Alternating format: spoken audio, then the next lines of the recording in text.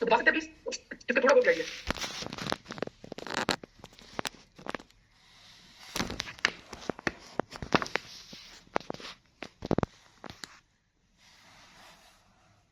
देखिए rabies basically it is a viral disease, ठीक है, it is caused by rabies virus, ठीक है, और इंपॉर्टेंट ये है कि इसमें आपको ये पता होना चाहिए कि ये बेसिकली ट्रांसमिट होती है बाय सम एनिमल सोर्स, ठीक है, 90% ऑफ टाइम्स, ठीक है, 90% of times it is basically transmitted by dog bite, ठीक है, लेकिन आपको बाकी एनिमल्स भी पता होने चाहिए क्योंकि आपसे ये पूछ सकते हैं कि कौन से एनिमल्स में आपको रेबीज के लिए पोस्ट एक्सपोजर प्रोफाइलेंसिस देनी पड़ती है, ठीक है,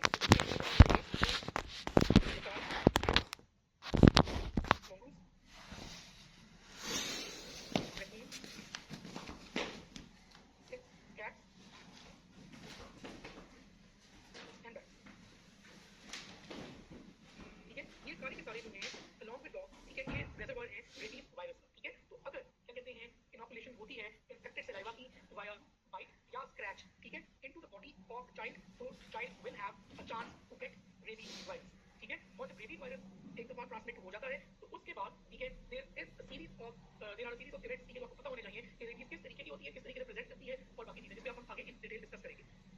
रेबीज जो है, ठीक है, वो बेसिकली आपको ये पता होना चाहिए कि इसका incubation period is 1 to 3 months, लेकिन अगर ये पूछते हैं तो आपको ये बताना चाहिए इसकी दो फॉर्म होती है, एक होती है एनकेफेलिटिक, नाम से पता चल रहा है राइट, एनकेफेलिटिक का क्या मतलब है, it will involve the brain, ठीक है, और दूसरी आ जाती है इसमें पैरालिटिक, पैरालिटिक का क्या मतलब है कि it will basically lead to some kind of paralysis, some kind of weakness, ठीक है।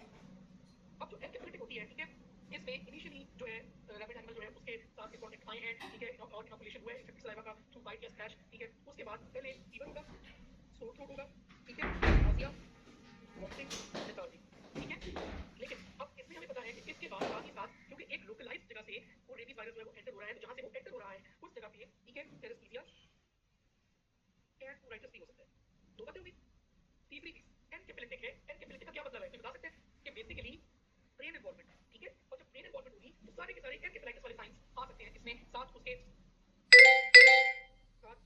एजिटेशन आ सकती है, डिप्रेशन आ सकती है, एंजाइटी आ सकती है, लेकिन साथ ही साथ इंपॉर्टेंट 3 चीजें जो हैं इसमें आएंगे आपके फिट्स या सीजर्स, और इसमें दो फाइंडिंग्स जो बहुत इंपॉर्टेंट है, ये सबको हमें पता होगा राइट, एक है इसमें हाइड्रोफोबिया और एक है इसमें एरोफोबिया।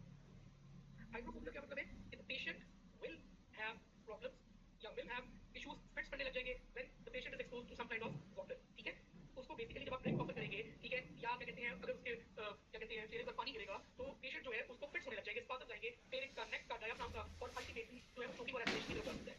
और एरोफोबिया कहते हैं कि अगर एक बच्चा जो जिसको रेबीज होगी और एनकेफेलिटिक टाइप होगी, ठीक है, उस केस में अगर उसके चेहरे पर हवा पड़ेगी, ठीक है, तो उस चीजें जो है मैनिफेस्ट होने लग जाएंगे। एनकेफेलिटिक टाइप ऑफ रेबीज जो है वो समझ लग गई आपको, सीजर्स या स्पाजम्स, क्लियर हुई है एनकेफेलिटिक? रिस्पॉन्ड कीजिए प्लीज। एरोफोबिया थोड़ा सा एक्सप्लेन कर दें। एरोफोबिया जैसे हाइड्रोफोबिया उसमें वाटर की वजह से हो रहा है, एरोफोबिया में एयर की वजह से हो रहा है।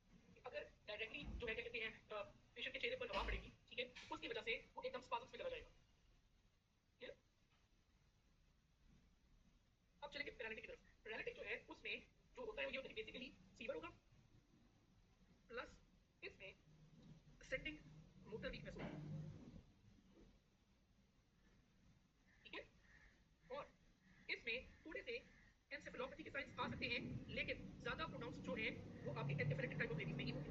एरोफोबिया और हाइड्रोफोबिया जो है that is mostly in encephalitic not in paralytic type of rabies. एक तो ये बात याद रखनी है। अगली बात एन्केफेलिटिक रेबीज का दूसरा नाम भी पता होना चाहिए आपको, इसको कहते हैं फ्यूरियस रेबीज क्योंकि ये ज्यादा एग्रेसिव है, और पैरालिटिक का नाम है डम रेबीज, ठीक है, और दूसरी बात जो आपको पता होनी चाहिए कि एन्केफेलिटिक इज मोर कॉमन, ये बात याद रहेगी आपको। ये है types of rabies based on the clinical features. अगली बात जो रेबीज में आपको पता होनी चाहिए, ठीक है, वो ये है कि एक दफा अगर रेबीज के सिम्टम्स अपीयर हो जाते हैं किसी बच्चे में, ठीक है, तो ये फेटल होती है, उसके बाद इसका कोई इलाज नहीं है, ठीक है, सपोर्टिव मैनेजमेंट है, and ultimately the patient will expire, आप उसको कुछ नहीं कर सकते। आपने पेशेंट में वो सिम्टम्स अपीयर होने से पहले एक्शन लेना है, आपने उसको जो है वो पोस्ट एक्सपोजर प्रोफाइलेक्सिस देनी है या प्री एक्सपोजर प्रोफाइलेक्सिस देनी है ताकि वो रेबीज उसको हो ना जाए। एक दफा रेबीज हो जाती है और सिम्टम्स आ जाते हैं उसके बाद कोई वापसी नहीं है, ये बात दूसरे में क्लियर रखनी है। अब इसकी इन्वेस्टिगेशन की तरफ चलते हैं रेबीज की, तो इन्वेस्टिगेशन में, ठीक है, आपको ये पता होना चाहिए कि इसमें जो सबसे मोस्ट स्पेसिफिक जो है ना वो तो आपको पता है, सबको पता होगा राइट, इट इज व्हाट, कोई बताएगा? ब्रेन बायोप्सी, ठीक है। तो बेसिकली ये जब एक रेबीज वाला पेशेंट एक्सपायर होता है और अगर पोस्टमार्टम वाली नौबत आए तो उस केस में ब्रेन बायोप्सी होती है, उस पे कंफर्म होता है, ठीक है। लेकिन अगर वो पूछते हैं what is the most sensitive test, ठीक है, then it is reverse transcriptase PCR के थ्रू आप रेबीज को डिटेक्ट करते हैं वायरस को इन सलाइवा, स्किन या ब्रेन। बाकी और भी इन्वेस्टिगेशंस हैं, usually investigations are not performed and the patient is treated based on the clinical findings and history, ठीक है। तो इसमें बाकी इन्वेस्टिगेशंस में आप इम्यूनोफ्लोरेसेंस कर सकते हैं, आप एंटीबॉडीज देख सकते हैं, रेबीज स्पेसिफिक एंटीबॉडीज देख सकते हैं, ठीक है, और आप वायरल सेल कल्चर करवा सकते हैं। लेकिन इसमें जो चीज आपको याद होनी चाहिए वो यही है कि what is the most specific and what is the most sensitive investigation to diagnose rabies. Next जो इंपॉर्टेंट चीज है, सॉरी आइए देखा था ना कि क्या है इम्यूनोफ्लोरेसेंस। इम्यूनोफ्लोरेसेंस। अच्छा, ये आपने जो बीपीआर बताया, ये स्किन वो जो जगह डैमेज होगी उधर वाली स्किन का करेंगे? एग्जैक्टली एग्जैक्टली इम्यूनोफ्लोरेसेंस जो है उसमें आप एंटीजेंस देखते हैं, ठीक है। इम्यूनोफ्लोरेसेंस में एंटीजेंस देखते हैं, एंटीबॉडीज भी आप देख सकते हैं और वायरल सेल कल्चर भी करवा सकते हैं। वो स्पेसिफिक ब्रेन बायोप्सी है और सेंसिटिव रिवर्स ट्रांसक्रिप्टेज पीसीआर है जो सलाइवा, स्किन जहां पे डैमेज हुआ है, ब्रोकन स्किन की और ब्रेन, इन जगह पे आप देखते हैं तो आपको ट्रीटमेंट मैंने आपको बताया है कि ट्रीटमेंट में it is usually fatal once symptoms appear. Clear है बात आपको? आगे मैं जाऊंगा इन डिटेल जो चीजें आपको आनी चाहिए जो पूछी गई है, ठीक है, उसकी डिटेल में जाऊंगा। पहले मुझे ये कंफर्म करिए ये क्लियर हो गया आपको? रिस्पॉन्ड कीजिए प्लीज सारे।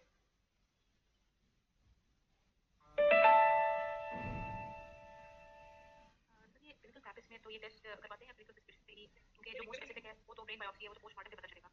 एग्जैक्टली ये मैंने बताया कि ये क्लिनिकल डायग्नोसिस होती है ज्यादातर, आप उसके बेस पे ही ट्रीट करते हैं, ठीक है, क्योंकि एक बार सिम्टम्स क्लियर हो गए, ठीक है, तो फिर तो बात खत्म हो जाती है, हिस्ट्री में पूछना होता है।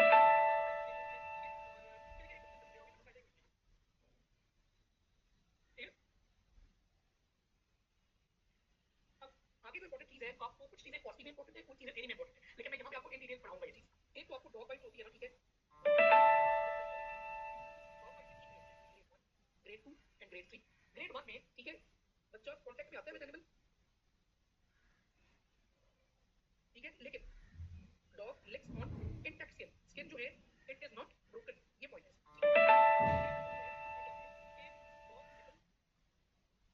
ऑन एक्सपोज्ड स्किन नंबर 1, ठीक है, माइनर बाइट्स या स्क्रैचेस हो सकते हैं,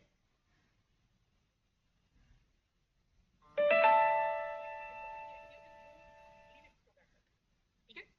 जब ब्लीड आ गई, ठीक है, तो इसका मतलब ये है कि this is third grade number 1। Number 2, इसमें यहाँ पे निपल्स का यहाँ पे आएगा लिक्स, लिक्स, ठीक है, और साथ ही साथ there is contamination of mucous membranes, मतलब कि एनिमल का जो सलाइवा है वो इन कांटेक्ट आता है with oral mucosa and with any exposed mucosa of the body, conjunctiva के थ्रू, ठीक है, बात समझ रही है? ये 3 ग्रेड्स है डॉग बाइट के। अब इंपॉर्टेंट क्या है इसमें कि you must give post exposure prophylaxis in this patient। तो मतलब ये चीज की सिनेरियो जब आएगा आपने देखना है कि डॉग बाइट कौन सी है। डॉग बाइट अगर ग्रेड 2 या ग्रेड 3 की है तो फिर आप पोस्ट एक्सपोजर प्रोफाइलैक्सिस देंगे। ये बात क्लियर हो गई है?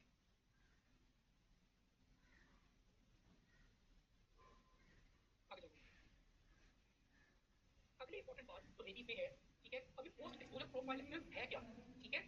बेसिकली आपको एक बच्चा आपके पास आया है और उसके जो है आपको किसी रैबिट एनिमल की बाइट की हिस्ट्री है, आपने उसको कैटेगराइज कर लिया और आपने आपने डिटरमाइन कर लिया कि इसको पोस्ट एक्सपोजर प्रोफाइलैक्सिस मिल गई है। अब पोस्ट एक्सपोजर प्रोफाइलैक्सिस में क्या क्या चीज आती है, दिस इज वेरी इंपॉर्टेंट। सबसे पहले तो आएगी वुंड केयर। वुंड केयर में आपने क्या करना है कि बेसिकली क्लीन करना है वुंड को विद सोपी वाटर, उसको डिसइंफेक्ट करना है बायोडीन वगैरह से, ठीक है। और इंपॉर्टेंट चीज इसमें ये है कि आपने उसको एंटीबायोटिक्स दी, उसको टेटनस लगाई, टेटनस प्रोफाइलैक्सिस अगर उसमें इंडिकेटेड है, ठीक है। और साथ इंपॉर्टेंट मेरी चीज ये है कि you will not close that wound, ठीक है। आपने वुंड को सोपी वाटर से साफ किया, उसको डिसइंफेक्ट किया, उसको खुला रहने दिया, उसको क्लोज नहीं किया, आपने एंटीबायोटिक्स दी, आपने टेटनस प्रोफाइलैक्सिस दी। पॉइंट बात क्लियर है? बताइए। एंटीबायोटिक हम कुछ भी किसी भी लिए, अपने के लिए कर दे सकते हैं ना? देखिए एंटीबायोटिक आपको इनिशियल बता रहा हूँ, ठीक है, देखिए इनिशियली तो आप देंगे एंटीबायोटिक्स, ठीक है। अगर एक वुंड लोकली है, ठीक है, तो जरूरी नहीं कि आप आईवी ही दो, आप ओरल भी दे सकते हो, ठीक है, ओरल भी 3 दे to 5 सकते डेज, हैं। ठीक है। ये पोस्ट एक्सपोजर प्रोफाइलैक्सिस आप देते ही कब हो, when there are no signs and symptoms in that patient. एक बार साइंस एंड सिम्पटम्स आ गए, ठीक है, पेशेंट एसिम्प्टोमेटिक नहीं रहा, तो फिर पोस्ट एक्सपोजर प्रोफाइलैक्सिस जो है वो कॉन्ट्राइंडिकेट हो जाती है। बात क्लियर है? अब एक तो मुद्दे हो गए, अब अगली बहुत इंपॉर्टेंट चीजें हैं। सेकंड चीज जो है वो है आपकी ह्यूमन रेबीज इम्यून ग्लोबुलिन, एचआरआईजी, ठीक है। अब जो ह्यूमन रेबीज इम्यून ग्लोबुलिन है, ठीक है, एक तो आपको डोज आनी चाहिए, डोज इज वेरी इंपॉर्टेंट, ठीक है। डोज है इसकी गया तो इंटरनेशनल यूनिट्स पर आप ये केजी। चीज़ रहता लगा। दूसरा, आपको ये पता होना चाहिए कि आपने इसको लगाना कैसे है। आपने अब मेरे मैक्सिमम जितनी पॉसिबल है अराउंड द मून इंजेक्ट करनी है, ठीक है? ये बात क्लियर है? Maximum dose if injected around the moon. मेरे टैप छुपा लो, मैंने इसको देना भी नहीं है फिर। ठीक है? ये मार्बल होती है उसके अलावा जो बाकी रह जाती है, आपको इंट्रामस्कुलरली लगानी है, ठीक है? और इंट्रामस्कुलरली लगानी कहाँ पे है? कि जहाँ पे आपने किल्ड रेबीज वैक्सीन लगाई है, वो अभी आगे मैं आपको बताता हूँ, उसका पूरा प्रोटोकॉल है, ठीक है? इंट्रामस्कुलरली आपने लगानी है जहाँ पे आपने किल्ड रेबीज वैक्सीन लगाई है ना, ठीक है? उससे डिस्टेंस लगानी है, उसी है। ये मतलब कि अगर आपने किल्ड रेबीज वैक्सीन लगाई है डेल्टॉइड राइट डेल्टॉइड में, अगर आपने किल्ड रेबीज वैक्सीन लगाई है तो जो रिमाइंडर ऑफ इम्यूनोग्लोबुलिन है वो राइट फोरआर्म पे लगेगा। बात समझ रही है इसकी? ये बात क्लियर हुई है? सर थोड़ा सा एक्सप्लेन कर। ये देखिए, अभी आपको अंदर की गुड़िया कर ली, फिर आपने इम्यूनोग्लोबुलिन लगानी है, और तीसरी किल्ड रेबीज वैक्सीन है, वो आगे डिटेल में डिस्कस करता हूँ। जो किल्ड रेबीज वैक्सीन अगर आपने राइट डेल्टॉइड में लगाई है ना, अगर, ठीक है, फिर जो आप जो इम्यूनोग्लोबुलिन बाकी रह गई है अराउंड द मून लगाने के बाद भी जो आपके पास पड़ी है, वो आप राइट फोरआर्म पे लगाएं, उस डेल्टॉइड से जितनी लगानी है। बात समझ रही है? क्लियर? ठीक है। अगली चीज जो है that is killed rabies vaccine. अब किल्ड रेबीज वैक्सीन जो है दिस इज वेरी इंपॉर्टेंट। इसमें आपको कुछ चीजें पता होनी चाहिए। एक तो आपको ये पता होना चाहिए कि इसकी डोज कितनी है। डोज आपने जिसमें देनी होगी दैट इज 1 ml। नंबर 2, ये आप लगाते हैं इंट्रामस्कुलरली। नंबर 3, इंट्रामस्कुलरली कहां पे लगानी है? This is very important. Intramuscularly आप या तो डेल्टॉइड में लगाएंगे या आप एंटेरोलेटरल थाई में लगाएंगे। ग्लूटियस में नहीं लगाते क्योंकि वहां पे ब्लंटिंग ऑफ रिस्पांस होता है इसका। एक तो ये पता होना चाहिए लगनी कहां पे है। अगली बात जो आपको पता होनी चाहिए कि इसको लगाने की वजह से पेन हो सकती है, एरिथमिया हो सकता है, हेडेक हो सकती है, माइग्रेन हो सकती है, एलर्जिक रिएक्शन हो सकती है। ये तो कॉमन सेंस है, इसमें कोई ऐसी बात नहीं है। लेकिन साथ ही साथ ग्लूटेन इसका ग्लूटेन रीजन पे क्यों नहीं लगाते हैं? ब्लंटेड उस तरीके का रिस्पांस नहीं आता, ठीक है? और इसमें जो इंपॉर्टेंट चीज है आपको पता होनी चाहिए कब लगाना है। आपने लगानी है killed rabies vaccine at day 0, at day 3, at day 7 and at day 14। 0, 3, 7, 14 कितनी डोजेज हो गई? 4, ठीक है? हाँ जी, ठीक है? ये है आपकी पूरी पोस्ट एक्सपोजर प्रोफाइलैक्सिस, ठीक है? ये बहुत इंपॉर्टेंट है। 1 ml जो हाँ जी, लिखा है 1 ml हाँ, ये देखिए, ठीक है? तो आपने ये स्टार्ट ये बताया था, वो तो हम देंगे ही देंगे सर, रोज मुझे पर रोज वो तो ये सारी चीजें एटीएस पे आपने बताया था, देना ही है ना। मतलब एटीएस एंटीटेटिस वाली वो देखिए, वो तो देना ही देना है। हाँ जी, ठीक है? ये हो गई पोस्ट एक्सपोजर प्रोफाइलैक्सिस। अगली इंपॉर्टेंट तरीकी चीज है, ठीक है? वो ये है कि एक क्वेश्चन पूछते हैं, बहुत ही अक्सर पूछते हैं कि why post exposure prophylaxis fails, ठीक है? तो फेल क्यों? पता होना चाहिए। पुअर क्वालिटी हो अगर इम्यूनोग्लोबुलिन की या किल्ड रेबीज वैक्सीन, ठीक है? अगर आप वैक्सीन कहाँ पे लगाएंगे? न्यूक्लियस में, तो ब्लंटिंग ऑफ रिस्पांस होगी। अगर आपने वुंड सही तरीके से वॉश नहीं किया तब पोस्ट एक्सपोजर प्रोफाइलैक्सिस फेल होगी, ठीक है? अगर वायरल लोड ही बहुत ज्यादा था रेबीज का तब भी फेल हो सकती है, ठीक है? वायरस डायरेक्टली एंटर हो गया है नर्व पे तब भी फेल हो जाएगी।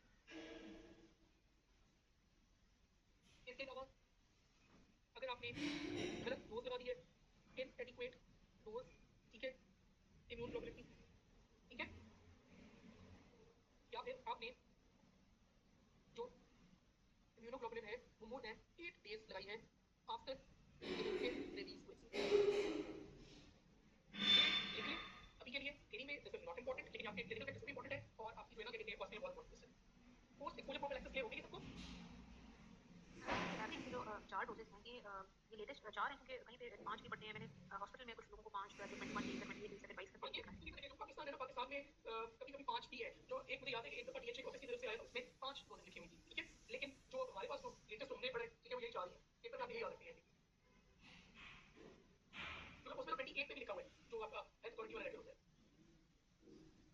तो ये जो वायरल डोज ज़्यादा होगा वायरल डोज, तो फिर ये किस तरह पता चलेगा हमें? बेसिकली अगर आप उसमें उसका कहते हैं करवाते हैं रिवर्स ट्रांसक्रिप्टेज या ट्रांसक्रिप्शन पीसीआर करवाते हैं, ठीक है? तो उसी से आपको जो है ना वो वायरल डोज का ज्यादा हो सकता है, तो कोई बात नहीं। फिर हम लेकिन रिपीट लेकिन करेंगे नहीं करवाते हैं, ठीक है? हाँ, क्लिनिकली करवाते नहीं। फॉर एग्जाम्पल अगर ज़्यादा हो तो क्या फिर हम रिपीट कर सकते हैं प्रोफाइलैक्सिस? ये डॉक्यूमेंटेड नहीं है, फेलियर की बस ये सारी चीज़ फेलियर ये फेलियर की वजह से। लेकिन अगर सिम्टम्स डेवलप हो गए हैं फिर ही आपको पता चलेगा कि पोस्ट एक्सपोजर प्रोफाइलैक्सिस फेल हो गई है। ऐसे ही अब जब सिम्टम्स ही डेवलप हो गए तो कॉन्ट्राइंडिकेटेड हो गया फिर पोस्ट एक्सपोजर प्रोफाइलैक्सिस, हाँ फिर तो ठीक है? अच्छा, तो इसमें बेसिकली जब आपके पास एक आएगा क्या कहते हैं बच्चा आफ्टर द बाइट ऑफ ठीक है, आपने मेक श्योर ये करना है कि आपको ये पता हो कि ये जो जिसने भी बाइट की है ठीक है, वो dog will be considered rabbit unless क्या कहते हैं कि वो कंफर्म हो कि वो डोमेस्टिक एनिमल ठीक है, नंबर 1 और उसकी वैक्सीनेशन नंबर 2 ठीक है, आपने उस डॉग की ऑब्जर्व करना होगा ठीक है, और डॉग अगर क्या कहते हैं ये इंपॉर्टेंट है कि जो एनिमल्स होते हैं ना विद रेबीज ठीक है, वो विद इन 10 डेज जो है वो सिम्टम्स शो कर देते हैं ठीक है, इसलिए आपने कम से कम जो है वो डॉग जो होगा ठीक है, उसको आपने कम से कम 10 डेज जो है वो ऑब्जर्व करना है ठीक है, अगर वो डोमेस्टिक डॉग है ठीक है, ये बात क्लियर हुई है। अगर तो वो डोमेस्टिक डॉग नहीं है ठीक है, तो फिर तो आपने उसको रैबिट कंसीडर करना, आपने पोस्टिंग प्रोफाइल देनी नहीं है ठीक है, लेकिन अगर वो डोमेस्टिक डॉग है आपने उसको कम से कम 10 डेज तक ऑब्जर्व करना है, बात क्लियर हुई है। लेकिन ये भी डोमेस्टिक है, लेकिन प्रोफाइल तो देनी है ना। नहीं अब ये पॉइंट है ठीक है, जो लिखा हुआ है हर जगह पे यही लिखा हुआ है आपको 10 डेज दे सकते हैं आप ठीक है, विद इन 10 डेज आपने देनी होती है ठीक है। अब ये बेसिकली बीच में जो नेल्सन में लिखा हुआ है लिखा हुआ है ठीक है, ये देनी आइडियली तो आपने अगर रैबिट है ठीक है, तो फिर तो आपने देनी देनी है ठीक है, लेकिन अगर डोमेस्टिक है तो फिर मेरे ख्याल से आप वेट कर सकते हैं कि इसमें ये लिखा हुआ है कि आपने उसको ऑब्जर्व करना है डॉग इम्यूनोग्लोबुलिन के लिए 10 डेज ऑब्जर्व करना, बाकी चीजें देनी है, ये कहना चाह रही ये एक भी तो देंगे ना, डीओ की 7 प्रोटीन उसको तो देंगे हूं। इम्यूनोग्लोबुलिन के लिए ऑब्जर्व करना। हाँ जी, क्योंकि वो उसके बाद देंगे ना आपको, पहले तो क्या करेंगे वैक्सीन कराएंगे ना, पहले इनिशियली डे 0 कराएंगे, डे 3 कराएंगे, डे 7 कराएंगे, जहां तक आप ऑब्जर्व करेंगे उसके बाद 10 डेज में ऑब्जर्व करेंगे, विद इन 10 डेज आप दे सकते हैं, लेकिन जो पोस्ट एक्सपोजर प्रोफाइलैक्सिस फेलियर का एक रीजन है वो ये है कि आफ्टर 8 डेज जो है अगर आप इम्यूनोग्लोबुलिन दे रहे हैं तो चांसेस ज्यादा है, मेरे ख्याल से 7 डेज तक आपको दे देनी चाहिए ठीक है, ये बात नहीं, मुझे यहाँ ये वाली चीज समझ नहीं आ रही है जो आप कह रहे हैं देखिए, डोमेस्टिक डॉग। आपने बेसिकली अगर एक जो है ना डोमेस्टिक डॉग था ठीक है, और उसको उसकी वैक्सीनेशन कंप्लीट थी ठीक है, बच्चा आपके पास आया आफ्टर द बाइट ठीक है, आपने उसको पोस्ट प्रोफाइल में वोट किया कि आपने उसको जो है ना रेबीज वैक्सीन दी, रेडियो पे दी, डी पे दी ठीक है, उसके बाद आप ऑब्जर्व करें उस डॉग में सिम्टम्स आने लगे, आपने उसको इम्यूनोग्लोबुलिन ठीक है और अगर नहीं आए सिम्टम बताइए। ठीक है ठीक है। अब एक लास्ट चीज पर डिस्कस करेंगे, उसके बाद एडवांस देख लेते हैं ठीक है, ताकि रेबीज का कवर हो जाएगा ठीक है, वो है pre exposure prophylaxis. Pre exposure का मतलब कि अभी एक्सपोज नहीं हुए रेबीज के लिए। अब प्री एक्सपोजर प्रोफाइलैक्सिस जो है ठीक है, ये किस पे देंगे दैट इज वेरी इंपॉर्टेंट। ये आप देंगे जूकीपर्स में, ये आप देंगे डॉग कैचर्स में, ये आप देंगे जमादार जो क्लीनर्स होते हैं, जैनिटर्स होते हैं, ये आप देंगे पेट ओनर्स में, वेट्स को देंगे जो वेटरनरी डॉक्टर होते हैं, और उनको देंगे जो ऑटोप्सी करते हैं एनिमल्स की ठीक है, उनको आप देंगे। और जो आपकी प्री एक्सपोजर प्रोफाइलैक्सिस है वो भी आपको ऑब्वियसली किल रेबीज वैक्सीन ही देनी है, इसमें आपको ये पता होना चाहिए कि आपने इसमें कितनी डोजेज देनी है, किसी को पता है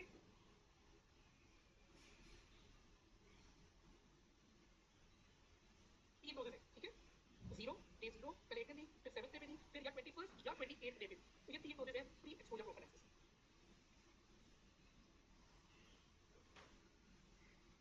ये बात क्लियर हुई है, पहले मुझे ये बताइए, इस पे मैंने एक लास्ट पॉइंट बोलना है जिसके बाद रेबीज कंप्लीट हो जाएगा, ये बात क्लियर हो रही है कि नहीं,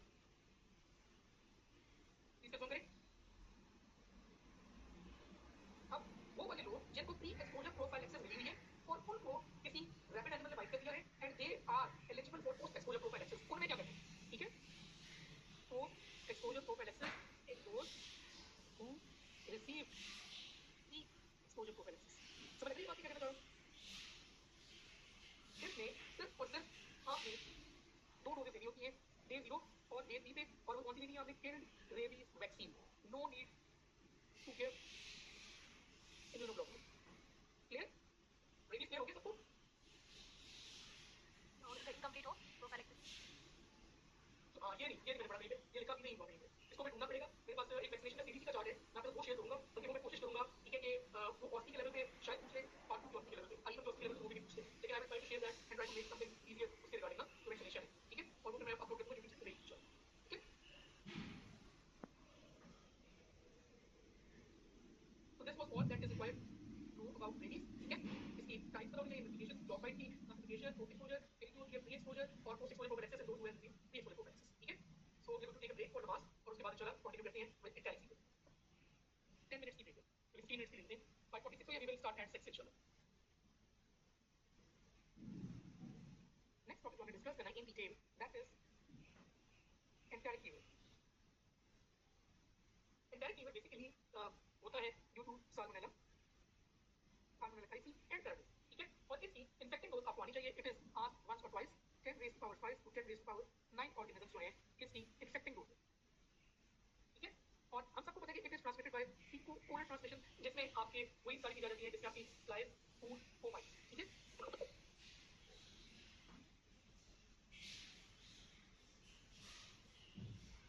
फिंगर की ठीक लिखा हुआ था एक जगह, वो भी डॉक्यूमेंट कर देता हूं ठीक है। तो fecal oral transmission, इसमें बेसिकली फीवर होता है with systemic symptoms ठीक है, और इंपॉर्टेंट ये है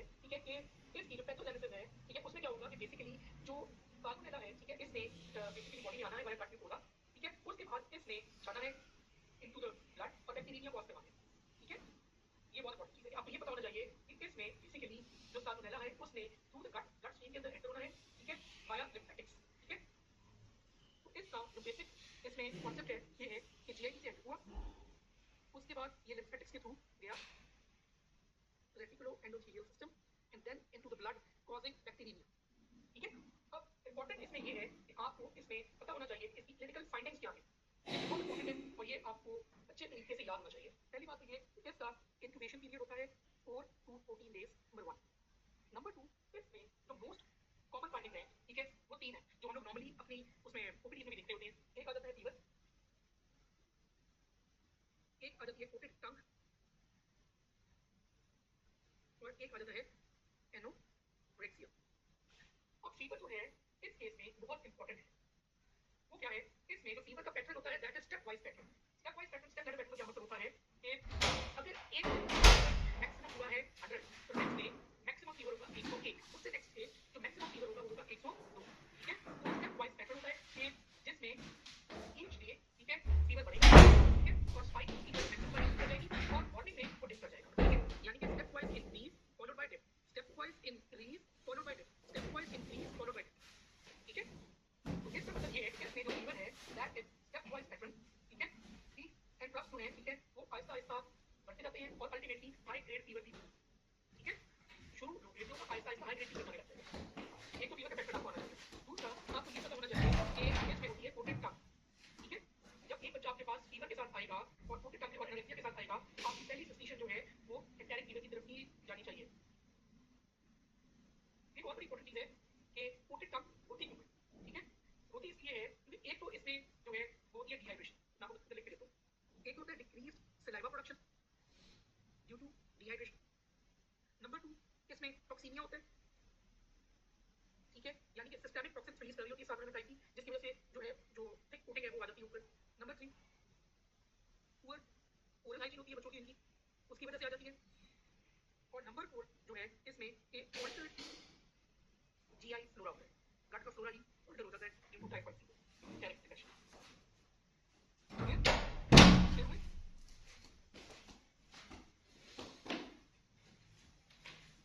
और आपकी क्या कहते हैं एनोरेक्सिया, ठीक है, वो भी आपकी एक तो टॉक्सीमिया की वजह से हो रही है, नंबर 2 कोटेड टंग की वजह से हो रहा है, नंबर 3 ऑल्टर्ड टेस्ट होता है। तो ये 3 चीजें आपने देख रखी है, ठीक है, fever, coated tongue and anorexia. लेकिन इसमें जो नेक्स्ट इंपॉर्टेंट चीज है एंटेरिक फीवर में वो ये है कि आपको ये पता होना चाहिए कि एंटेरिक फीवर में आपकी जो डिवीजन है वो 4 में है स्टेज फाइंडिंग्स की। Secondly, thirdly and fourth। अब तो ठीक है, ठीक है, इसमें आपकी वही 3 फाइंडिंग होगी, फीवर होगा, एनोरेक्सिया होगा, कोटेड टंग होगी, इसमें आपकी सारी की सारी जीआई की मैनिफेस्टेशंस आ रही, जिसमें आपकी एब्डोमिनल पेन आ सकती है, टेंडरनेस आ सकती है, कॉलिकी एब्डोमिनल पेन आ सकती है, ठीक है, साथ कॉन्स्टिपेशन हो सकती है, ठीक है। लेकिन जो इसमें चीज याद रखनी है that is the presence of rose spots. Rose spots basically salmon coloured, ठीक है, ब्लैंचिंग मैक्यूलोपैपुलर रैश डेवलप ये ट्रंक पे, और ये क्यों होती है क्योंकि बेसिकली इसमें बैक्टीरियल एम्बोलाइड, उसकी वजह से स्किन में रोज स्पॉट्स बन रहे थे ड्यू टू एम्बोल। और इंपॉर्टेंट ये है, ठीक है, कि it resolves in 2 to 5 days, ठीक है। याद रहेगा कि फर्स्ट वीक में आपकी जीआई मैनिफेस्टेशंस प्लस रोज स्पॉट्स होंगे, फीवर वगैरह तो है ही ना, ठीक है, लेकिन ये चीजें सब फर्स्ट वीक में करते रहेंगे। सेकंड वीक में दो चीजें नहीं रखेंगे, सेकंड है दो चीजें, एक है हिपेटो स्प्लीनोमेगेली, नंबर 2 इसमें आ जाएगा रिलेटिव ब्रेडिकार्डिया, कि जितना फीवर होगा उस हिसाब से जितना टैकीकार्डिया होना चाहिए उतना टैकीकार्डिया नहीं होगा, ठीक है।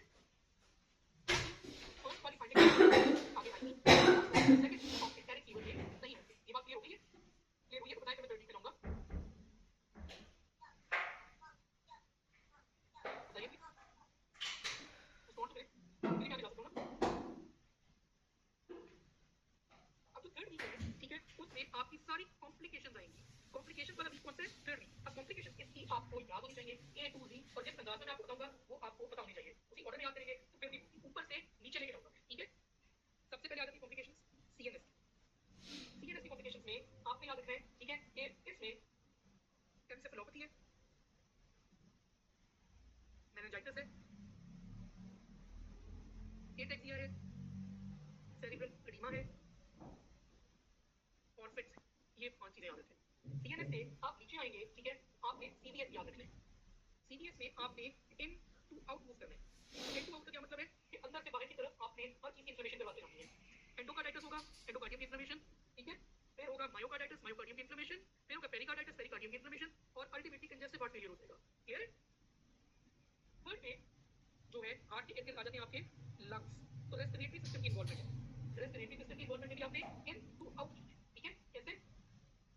पहले लंग मैटर की इन्फेक्शन हुई, निमोनिया हो गया, ठीक है, उसके बाद एम्फाइमा बन गया, वहां पे पस आ गई और अल्टीमेटली एक फिस्टुला बन गया due to this infection, that is bronchopleural fistula.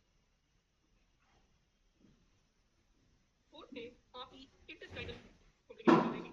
Intestinal में भी आपको पता है कोई मुश्किल काम नहीं है, हम सबको पता है कि इसमें हेमरेज भी होता है। इसमें जो याद रखने वाली सबसे इंपॉर्टेंट है दैट इज व्हाट, बताइए, परफोरेशन हो सकती है, ठीक है, और उसके बाद परफोरेशन होगी तो क्या होता है, पेरिटोनाइटिस।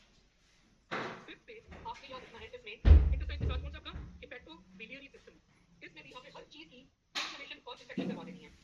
हेपेटाइटिस, कोलिंजाइटिस, एक ऑर्डर बताइए, ठीक है, हेपेटाइटिस, कोलिंजाइटिस या कोलिसिस्टाइटिस भी हो सकता है, along with that hepatic abscess,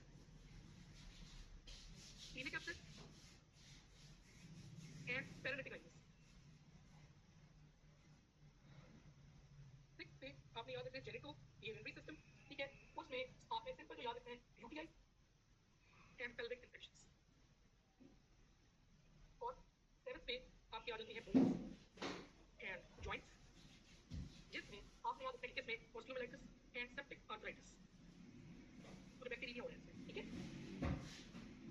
अब ये बात कि आपको जब वो पूछेंगे कि this is a very very common costly station, ठीक है, तो जब पूछते हैं, ठीक है, फर्स्ट वीक में क्या है, सेकंड वीक में क्या है, थर्ड वीक में कॉम्प्लिकेशन कौन सी है, कॉम्प्लिकेशन अगर आप इस क्वार्टर में याद रखेंगे फिर आपको नहीं होगी, अगर आप इसको आगे जगह पे याद करेंगे फिर वो भूलेंगे ऑब्वियसली, ठीक है। और लास्ट चीज जो है वो आपको पता होनी चाहिए in what are the risk factors for the complications. Bone में है ऑस्टियोमाइलाइटिस एंड सेप्टिक आर्थराइटिस, ठीक है। अगर आप एंडेमिक एरियाज में रह रहे हैं तो एक रिस्क फैक्टर है कॉम्प्लिकेशंस का, ठीक है। अगर कार्डियक एब्नॉर्मैलिटीज हैं तब है, अगर आपको सिकल सेल डिसीज है आपको पता होगा स्मॉल सेल साल्मोनेला वाला ही होता है, ठीक है। अगर पहले इम्यूनोडेफिशिएंट है या एस्पीनिया है तब भी कॉम्प्लिकेशन होगा, अगर डायबिटिक है तो तभी कॉम्प्लिकेशन हो सकता है, ठीक है, तो ये भी आपको पता होगा। और ठीक है, ठीक है, उसमें ज्यादातर पहुंचते नहीं बच्चे, अगर पहुंचे तो इट इज यूजुअली फेटल, ठीक है, जिसमें उसको फीवर होगा, मेंटल हेल्थ और एब्डोमिनल डिस्टेंशन जो है वो कुछ दिन तक रहेगी, लेकिन अल्टीमेटली इसमें आप जो न्यूरोलॉजिकल कॉम्प्लिकेशंस और इंटेस्टाइनल कॉम्प्लिकेशंस है वो होती है और अल्टीमेटली बच्चा जो है वो सर्वाइव नहीं कर पाता, ठीक है। ये हो गई बात, ये कोई कंफ्यूजन इसकी कॉम्प्लिकेशंस में, इसकी फाइंडिंग्स में, तो बताइए मुझे, ये बहुत इंपॉर्टेंट है, ये पक्का पक्का कॉस्टली का स्टेशन है। रिस्क फैक्टर्स फॉर कॉम्प्लिकेशन को रिपीट करो। कॉम्प्लिकेशन की आप स्क्रीनशॉट ले लेते हैं, मुझे मैं आपको ना इसकी वो भेज दूं, फिर अभी भेज इसमें रिस्क फैक्टर्स फॉर कॉम्प्लिकेशन है, ये भी देखने और वो राइट प्लेस है। एंडेमिक एरिया से अगर रेजिडेंस है, कोई कार्डियक एब्नॉर्मैलिटी है, पहले से प्रीडिस्पोज हो रहा है, कोई सिकल सेल डिसीज है, एस्पीनिया है, न्यूरोडेफिशिएंट है या डायबिटिक है, ठीक है। अब अगली जो इंडायरेक्ट फीवर है उसमें जो चीज आपको पता होनी चाहिए वो है उसकी इन्वेस्टिगेशंस। इन्वेस्टिगेशंस में हम सबको पता है कि हम सीबीसी करवाते हैं, तो सीबीसी में हमें क्या मिलता है, इसमें हमें ल्यूकोपीनिया मिलता है, एग्जैक्टली, ठीक है, टीएलसी काउंट जो है वो कम होती है, ठीक है, प्लेटलेट काउंट ज्यादातर ये सब डेंगू में सर्जन है, तो दिस इज बायसाइटोपीनिया, ठीक है, बायसाइटोपीनिया होती है नंबर 1। नंबर 2 इसमें आप कल्चर और एंटीबॉडी टेस्ट करवाते हैं, ये बहुत इंपॉर्टेंट है, कौन से वीक में कौन सा करवाना है वो आपको पता होना चाहिए, ठीक है। कल्चर्स कौन से करवाने हैं, first week, second week, third week and fourth week, इसका यूनिट है वासु, EASU। बी से आदत है आपका, फर्स्ट वीक में आप करवाएंगे ब्लड सीएस, सेकंड वीक में भी आप जो है वो ब्लड सीएस ही करवाएंगे। ये जो है वो पहले यूज होता था, जिसमें हम लोग कैल्शियम विटाल करवा लेते थे, टाइफाइड रॉड करवा लेते थे, लेकिन अब ये ऑब्सोलीट है। आप ब्लड सीएस करवाते हैं फर्स्ट और सेकंड वीक में, लिखा मैंने इसीलिए इस तरीके से था कि आपको ये देने बैठे। थर्ड वीक में आप करवाते हैं स्पून सीएस और फोर्थ वीक में आप क्या करवाते हैं, यूरिन सीएस, ठीक है। आप एलएफटी करवाते हैं वो इंक्रीज होते हैं, ठीक है, ये बेसिकली आपकी इन्वेस्टिगेशन है। इसमें जो इंपॉर्टेंट चीज है ना, आपको एक और में पूछा जाता है बड़ा कॉमनली कि जब आप ब्लड सीएस करवाते हैं तो उसमें आपको कितने एमएल ब्लड ड्रॉ करना होता है, बात समझिए क्वेश्चन की, कि जब आप ब्लड सीएस करवाते हैं तो कितने एमएल ब्लड ड्रॉ करना है, ये कॉस्टली का क्वेश्चन है, ये इंपॉर्टेंट है, लिखे नहीं है। लेस देन 5 इयर्स है तो 3 to 5 ml ड्रॉ करना है, अगर 5 to 12 इयर्स है तो फिर 5 to 10 ml ड्रॉ करना है, और अगर मोर देन 12 इयर्स है फिर आपने 10 to 15 ml ब्लड ड्रॉ करना है। याद रहेगा ये, आगे चलो, बताइए प्लीज। ये एज सर क्या ये 5 ईयर से 5 एमएनएम ड्रॉ करना है आपने किस एज में ब्लड टेस्ट करवाने के लिए, ये चीज़ है, ठीक है, क्लियर क्लियर हुए? अच्छा, अब नेक्स्ट जो है वो इसका ट्रीटमेंट है। अब ट्रीटमेंट जो है इस ठीक है, कॉम्प्लिकेट नहीं करना आप लोगों ने अपने लिए, ठीक है, बहुत सिंपल और